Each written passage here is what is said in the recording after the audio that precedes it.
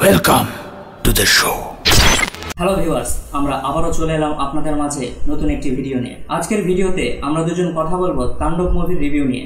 আর পুরো ভিডিও জুড়ে আমি রয়েছি অনিক এবং সাথে আমি রয়েছি রাশা।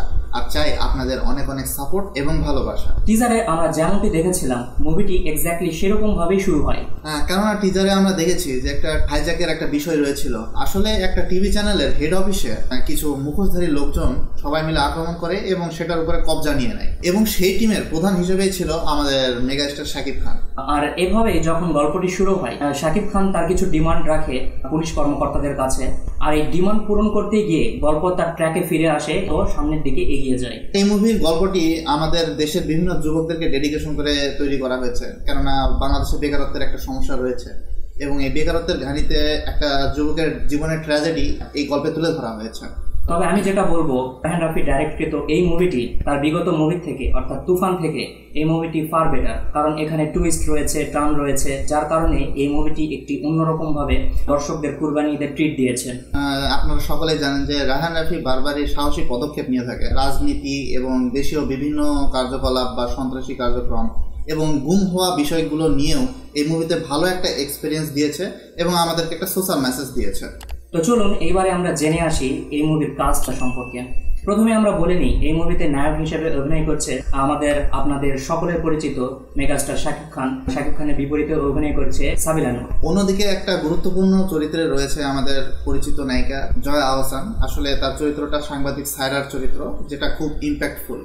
এছাড়া অন্যান্য বিভিন্ন চরিত্রে আফজাল হোসেন, ডক্টর এজাজ আহমেদ, FS9, ফজলুর রহমান বাবু এবং শহীদুজ্জামান সেলিমও রয়েছেন এই মুভিতে। তো ভিউয়ার্স, এবারে চলে যায় আমরা মুভির অ্যাকশন সিনে। মুভির অ্যাকশন সিন সম্পর্কে আমি যদি বলি, তাহলে এরকম অ্যাকশন বাংলা মুভি ইন্ডাস্ট্রিতে এর আগে কখনো হয়নি। কারণ এখানে শাকিব খানকে যেরকম অ্যাকশন অবতারে দেখা গিয়েছে, এই মুভির অ্যাকশন ছিল একদম দুর্দান্ত। আপনি দেখতে পারবেন হ্যান্ড ফাইট এবং গান ফাইট দুটোই রয়েছে। এবার যে বডি ল্যাঙ্গুয়েজটা, এটা একদম দুর্দান্ত। কারণ এই লোকটার ডেডিকেশন দিন দিন ডেভেলপ হচ্ছে এবং অন্যান্য আগের যেগুলো মুভি সে করেছে সেই মুভি থেকে অ্যাকশন আস্তে আস্তে আস্তে আস্তে বৃদ্ধি পাচ্ছে। ক্যামিও হিসাবে আমরা যদি বলতে চাই, তাহলে প্রথমেই এখানে রয়েছে সিয়াম আহমেদ। আর সিয়াম আহমেদের ক্যারেক্টারটি এখানে ডাইরেক্টর রায়হান রাফি এমনভাবে পোর্ট্রে করেছে যেন দেখে মনে হচ্ছে যে আমরা কোনো তামিল বা তেলেগু বা মালায়ালাম এই ধরনের মুভিতে একজন খলনায়কের চরিত্রে যেরকম অভিনয় করে, সিয়াম আহমেদ ঠিক সেই রকম অভিনয়টি করেছে এবং দর্শকদের খুব সারপ্রাইজ করেছে। আরেকটা কেমিও বলতে আমরা যতটুকু দেখেছি এই মুভিতে একটা বেস্ট কেমিও ছিল। এই কেমিওতে অভিনয় করেছে আমাদের আরফান নিশো এবং তার ক্যারেক্টারটা ছিল হচ্ছে সুরঙ্গ মাসুদ, অর্থাৎ সুরঙ্গ মুভির সেই মাসুদ আবার ফিরে এসেছে। তো তার এখানে একটা ডায়লগ দেওয়া হয়েছে। এই ডায়লগ বলার সাথে সাথে হলের পরিবেশ স্টেডিয়ামে পরিণত হয়েছিল। আমরা যদি বলি, তাহলে শাকিব খানের আমরা 2.0 ভার্সন অর্থাৎ নতুন শাকিবকে আমরা দেখতে পাচ্ছি। বিগত তার মুভিগুলো যেমন তুফান, বরবাদ এবং তাণ্ডব দিয়ে আমরা শাকিব খানের নতুন ভার্সনকে দেখতে পাচ্ছি। আর আমি বলবো, এ ধরনের শাকিব খানকে আমরা বরাবরই দেখতে চাই, কারণ শাকিব খানের এই এরা আমরা খুব ভালোভাবে এনজয় করছি।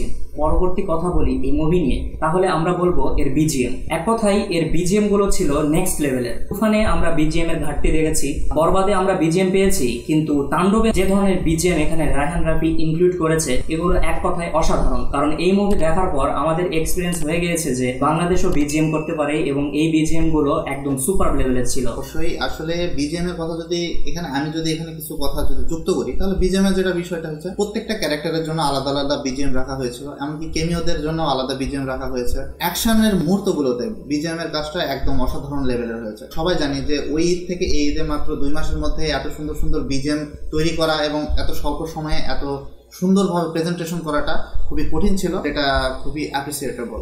আর এর পরবর্তীতে আমি যদি বলি, তাহলে এই মুভিটার কালার গ্রেডিং ছিল একদম নেক্সট লেভেলের। কারণ আমরা তুফান মুভিতে যেরকম কালার গ্রেডিং আমরা দেখেছি, তাণ্ডব মুভিতেও আমরা ঠিক সেই রকমই কালার গ্রেডিং দেখতে পেয়েছি এবং কালার গ্রেডিং নিয়ে আমার কোনো অবজেকশন নেই। আমারও কালার গ্রেডিং নিয়ে তেমন কোনো অবজেকশন নেই, কেননা কালার গ্রেডিং খুবই ভালো ছিল। আর সিনেমাটোগ্রাফি সম্পর্কে যদি বলি, আসলে রাফির স্ক্রিন প্লেগুলো খুবই প্লটে ভাগ করা ছিল। আসলে আমরা অনেকেই বলছি যে প্রথম হাফটা বেশ স্লো ছিল এবং পরের হাফে সেটা পুষিয়ে দিয়েছে। আমার কাছে মনে হয় যে এই মুভির যে গল্পটা, তাণ্ডবের যে গল্প, এই গল্পে যদি আপনি ভিতরে ঢুকতে চান তাহলে অবশ্যই আপনাকে প্রথম হাফটাকে এনজয় করতে হবে। আপনি যদি ভাবেন যে ওইটা স্লো, এখানে এরকম সমস্যা, আসলে বিষয়টা এরকম না, এটা গল্পের বিল্ড আপের জন্য তৈরি করা হয়েছিল আর কি। আসলে আপনি যদি বলেন যে 2 ঘন্টা 9 মিনিটই আপনি এক ভরপুর ফিলে থাকবেন, এরকমটা তো হয় না, কারণ একটা গল্পে অবশ্যই আপস আছে, ডাউন আছে, এই জিনিসগুলো মেনটেন করেই সিনেমাটোগ্রাফির সামনের দিকে এগিয়ে যায়। সেই ক্ষেত্রে আমি বলবো যে এই মুভিটা তার পিক পয়েন্টে গিয়েছে, তার ডাউন পয়েন্টে গিয়েছে, যেখানে মনে হচ্ছে দর্শক সেখানে বোরিং ফিল হবে, ঠিক সেখানে আপনাকে টুইস্ট দেওয়া হবে এবং এই টুইস্ট আপনার মাথা ঘুরিয়ে দিবে। তবে 2 ঘন্টা 9 মিনিটই আপনি যদি এক্সপেকটেশন হাই করে বসে থাকেন, এই মুভি এরকম হলো না কেন, এরকম আসলে এই প্রথম হাফের চেয়ে সেকেন্ড হাফে বেশ কিছু টুইস্ট, ক্লাইম্যাক্স, কেমিও রয়েছে, এটা ইন্টারেস্টিং করার জন্যই করা হয়েছে। এবং মুভির লাস্ট 10 মিনিট তো একদম ফায়ার, আপনার মাথা ঘুরিয়ে দিবে, কেননা আপনি যখন ভাবছেন যে কাহিনী এটা, তখন সেটাকে উল্টে ক্লাইম্যাক্স চেঞ্জ করে কাহিনী অন্যটা হয়ে যাবে। আসলে মুভির গল্পটা এরকম ভাবেই তৈরি করা হয়েছে। তো রাফির এই প্রেজেন্টেশনটা খুবই ভালো, কেননা এই মুভির যে প্লটগুলো সে সাজিয়েছে এটা সাউথের সাথে কিছুটা হলেও বিলং করে। আরেকটি কথা দর্শক না বললেই নয়, সুরঙ্গ মাসুদের এন্ট্রি মনে করিয়ে দিবে সেই রোলেক্সের এন্ট্রির কথা। বলতে গেলে 90% মিল ছিল সুরঙ্গ মাসুদের এন্ট্রি এবং রোলেক্সের এন্ট্রির মধ্যে। তবে আমরা বলবো রায়হান রাফিকে, স্যার প্লিজ আপনি নতুন কিছু করার চেষ্টা করেন, কারণ আমরা এরকম সিন এর আগেও দেখে এসেছি। এই মুভির যে গানগুলো বেশ ইম্প্যাক্টফুল, কেননা আমরা জানি যে লিচুর বাগানে অলরেডি অনেক হিট করেছে, অনেক ভিউজ তুলেছে। এছাড়াও টাইটেল ট্র্যাক এবং অ্যাকশনের সাথে যে বিজিএম গুলো বেজেছে, জানেন যে সাবিলা নূর এই প্রথম কোনো কমার্শিয়াল মুভিতে অভিনয় করেছে। তার যেটুকু অভিনয় এবং তার যে গল্পটা একটা সফট টাচ আপনাকে দিয়ে যাবে, যেটা আপনাকে ইমোশনাল করে দিবে আর কি। মূলত তাণ্ডব মুভিটি যে জনরাতে তৈরি করা হয়েছে, অ্যাকশন, ক্রাইম এবং থ্রিলিং, অর্থাৎ অ্যাকশন ক্রাইম থ্রিলার মুভি হিসেবে এই মুভিটি বেশ উপভোগ্য। এই মুভিতে কিছু ইমপ্রুভমেন্টের দরকার আছে। অ্যাজ এ রিভিউয়ার হিসেবে বলছি, দর্শক হিসেবে নয়, কেননা এই মুভিতে ক্যারেক্টার ডেভেলপমেন্টের দিকে কিছুটা কমতি রয়েছে। কেননা এক একটা ক্যারেক্টার যদি ডেভেলপ করতে কিছুটা সময় নিয়ে, কিছুটা যত্ন নিয়ে, আরেকটু যত্ন নিয়ে যদি তৈরি করা যেত তাহলে বেশ উপভোগ্য হতো এবং দর্শকরা আরো ভালোভাবে অ্যাটাচমেন্ট হতে পারত। এখানে ইমপ্রুভমেন্টের জায়গা হিসেবে যেটা আমাদের মনে হয়েছে অ্যাজ এ রিভিউয়ার হিসেবে, এখানে সাবিলা নূরের যে ক্যারেক্টারটা দেখানো হয়েছে তাকে আরেকটু স্ক্রিন প্রেজেন্স যদি দেওয়া হতো তাহলে আমার মনে হয় আরেকটু ভালো হতো।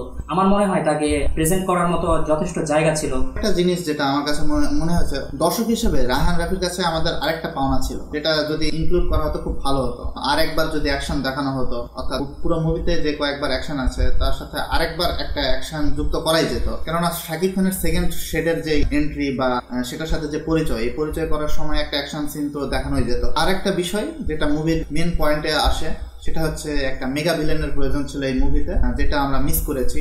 ভিলেনে টক্কর হচ্ছে বা ভিলেনের নায়কের টক্কর হচ্ছে, এই টক্করটা এই মুভিতে মিসিং ছিল, যেটা আমরা মনে করি যে আপনার আগামী মুভিতে এই বিষয়গুলো আপনি মাথায় রেখেই মুভি ডাইরেক্ট করবেন।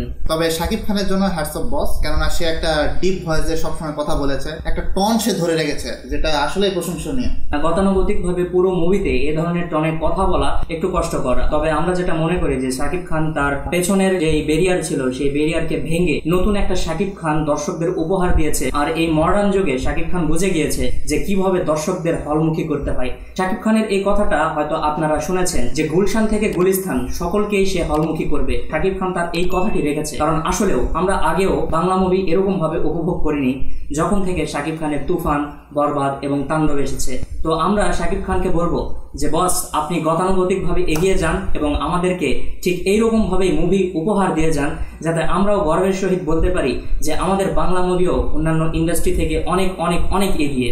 সবশেষে যদি বলি যে এক্সপেকটেশন যদি আপনি হাই করে যান, অর্থাৎ যদি হলিউড লেভেলের এক্সপেকটেশন করে যান, তা না করাই শ্রেয় হবে, কারণ বাংলাদেশের মুভির বাজেট অনেকটাই কম হয়। আর আপনি যদি এক্সপেকটেশন যদি কোনো সাউথের মুভি বা বলিউডের সাথে এক্সপেকটেশন করে যান, আমি বলছি যে হলে গেলে আপনি নিরাশ হবেন না, কেননা তাদের সাথে মিল রেখেই এই অল্প বাজেটের মধ্যেই রায়হান রাফি আমাদেরকে তাণ্ডব মুভিটি গিফট হিসেবে আমাদেরকে দিয়েছে বলা চলে। তো শেষ প্রান্তে আমরা যদি এই মুভিকে এক কথায় রেটিং দিতে চাই, তাহলে এই মুভিকে আমি 8/10 রেটিং দিব।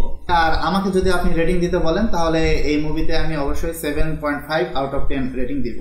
তো ভিউয়ার্স, এই ছিল আমাদের চ্যানেলের করা প্রথম রিভিউ ভিডিওটি। তো আশা করছি আপনাদের কাছে এই রিভিউ ভিডিওটি ভালো লেগেছে। যদি এই ভিডিওটি অবশ্যই আপনাদের ভালো লেগে থাকে তাহলে লাইক করে আপনার বন্ধুদের মাঝে শেয়ার করতে ভুলবেন না। আর এই মুভি সম্পর্কে বা রাফির ইউনিভার্স এবং শাকিব খানের বিষয়ে যদি আপনার কিছু বলার থাকে তাহলে অবশ্যই নিচে কমেন্ট বক্সে লিখে জানাতে ভুলবেন না। তো ভিউয়ার্স, আজকের ভিডিওটি এই পর্যন্তই। দেখা হচ্ছে আগামী কোনো রিভিউ বা আগামী কোনো রিয়াকশন ভিডিওতে। সে পর্যন্ত আপনারা সকলেই সুস্থ ও সুন্দর থাকবেন। ধন্যবাদ।